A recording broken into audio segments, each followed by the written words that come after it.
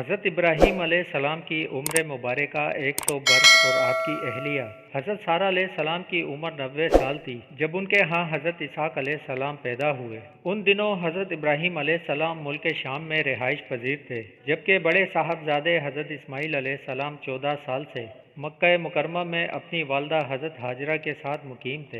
एक दिन अल्लाह ताला ने फरिश्तों की एक जमात को ज़मीन पर भेजा ताकि वो कौम लूत पर अज़ाब इलाही नाजिल करें जो हद से गुजर चुकी थी। ये फरिश्ते पहले हज़रत इब्राहीम अलैहिस्सलाम के पास आए और उन्हें अल्लाह ताला की जानिब से एक सआदतमंद बेटे की खुशखबरी सुनाई। चूँकि हज़रत सारा बूढ़ी थीं, फरिश्तों की इस खुशखबरी पर उन्हें बड़ी हैरत हुई और ताज्जुब भी, जिसका जिक्र अल्लाह ताला ने कुरान पाक में यूँ फरमाया है, हमने हज़रत सारा को इसहाक अलैहिस्सलाम की और इसहाक अलैहिस्सलाम के बाद याकूब अलैहिस्सलाम की खुशखबरी दी। तो उन्होंने फरिश्तों से कहा, ये कैसे मुमकिन है, मैं तो बूढ़ी हो चुकी हूँ और मेरे शोहर भी बूढ़े हैं, ये तो बड़ी अजीब बात है। फरिश्तों ने कहा, क्या तुम अल्लाह की कुदरत से ताज्जुब करती हो ए अहले बैत, क्या तुम अल्लाह की कुदरत से ताज्जुब करती हो, तुम पर अल्लाह की रहमत और उसकी बरकतें हैं। हज़रत इब्राहीम अलैहिस्सलाम भी इस खुशखबरी पर बड़े हैरान हुए, क्योंकि वो बहुत बूढ़े हो चुके थे, लिहाजा उन्होंने भी अज़राए ताज्जुब फरिश्तों से फरमाया, जब मुझे बुढ़ापे ने आ पकड़ा तो तुम खुशखबरी देने लगे,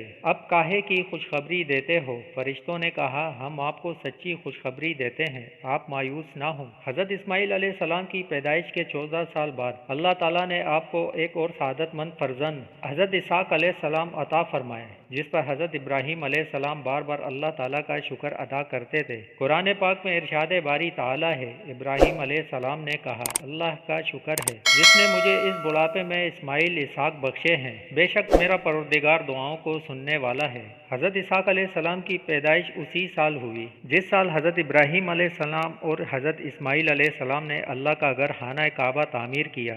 हज़रत इसहाक अलैहिस्सलाम के नबी होने की गवाही खुद कुरान करीम में दी गई है। अल्लाह ताला ने इरशाद फरमाया, और हमने उनको इसहाक अलैहिस्सलाम की बुशारत भी दी और हमने उन पर और इसहाक अलैहिस्सलाम पर बरकतें नाजिल की थीं, और इन दोनों की औलाद में साले लोग भी हैं और अपने आप पर सरी जुल्म करने वाले यानी गुनाहगार भी। हज़रत इसहाक अलैहिस्सलाम को अल्लाह ताला ने नबूवत अता फरमाई और आपकी औलाद बनी इसहाक कहलाई। तो बाद अज़ां बनी इसराइल में जितने भी नबी पैदा हुए सब के सब आप ही की नस्ल से थे। चुनाचे कुरान करीम में अल्लाह ताला फरमाता है, और हमने उन्हें इसहाक अलैहिस्सलाम और याकूब अलैहिस्सलाम बख्शे और उनकी औलाद में पैगम्बरी और किताब मुकर्रर कर दी, और उनको दुनिया में भी उनका सिला इनायत किया और आखिरत में भी नेक लोगों में होंगे। हज़रत इसहाक अलैहिस्सलाम की शादी हज़रत इब्राहीम अलैहिस्सलाम के भाई नाहूर की पोती रफ़का से हुई। शादी के वक्त हज़रत इसहाक अलैहिस्सलाम की उम्र 40 साल थी। उन्हें औलाद की बड़ी ख्वाहिश और तमन्ना थी, जिसके लिए वो बारगाह इलाही में दुआएं किया करते थे।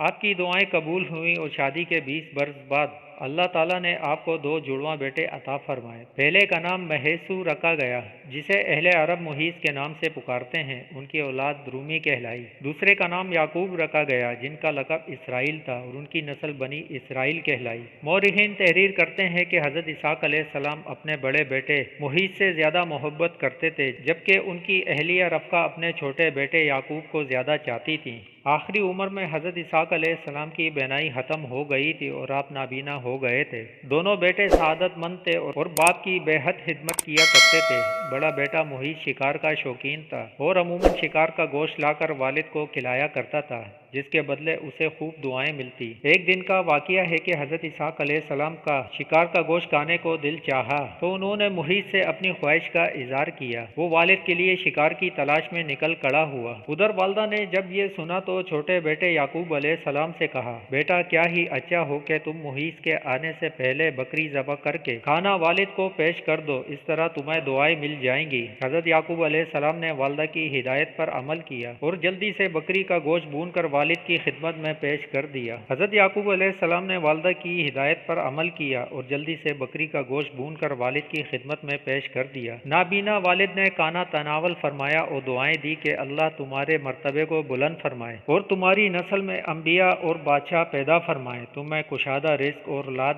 कसीर अता फरमाए। कुछ देर बाद बड़े साहबजादे शिकार का गोश्त लेकर खिदमत में हाजिर हुए और तनावल फरमाने की दरख्वास्त की, जिस पर हज़रत इसहाक अलैहिस्सलाम को बड़ा ताजुब हुआ। वो गोए رویا ہوا، اے بیٹے یہ کیا ہے؟ محیص نے کہا یہ وہ شکار کا گوشت ہے جس کی آپ نے مجھ سے فرمائش کی تھی۔ حضرت اسحاق علیہ السلام نے مزید حیران ہو کر فرمایا وہ تو تم کچھ دیر پہلے مجھے کھلا چکے ہو۔ اب محیص کے حیران ہونے کی باری تھی، بولے ابا جان میں تو ابھی شکار کا گوشت لے کر آپ کی خدمت میں حاضر ہوا ہوں، اس سے پہلے تو میں نہیں آیا۔ حضرت اسحاق علیہ السلام سمجھ گئے کہ وہ چھوٹے بیٹے یعقوب علیہ السلام کے لائے ہوں گے، چنانچہ آپ نے محیص کے لائے ہوئے کانے کو بھی تناول فرمایا اور اسے دعا دی کہ تمہاری نسل سرسبز شاداب زمین پر خوب پلے اور پھولے، ان کے پلوں اور رزق میں اللہ خوب برکت عطا فرمائے۔ محیص کو اپنے بھائی یعقوب علیہ السلام کا سبقت لے جانا اور پہلے دعائیں لے لینا سخت ناگوار گزرا اور وہ یعقوب علیہ السلام کے دشمن بن کے ان کی جان کے در پہ ہو گئے۔ والدہ نے جب محیص کے غم و غصے کو دیکھا تو انہیں خوف محسوس ہوا اور انہوں نے چھوٹے بیٹے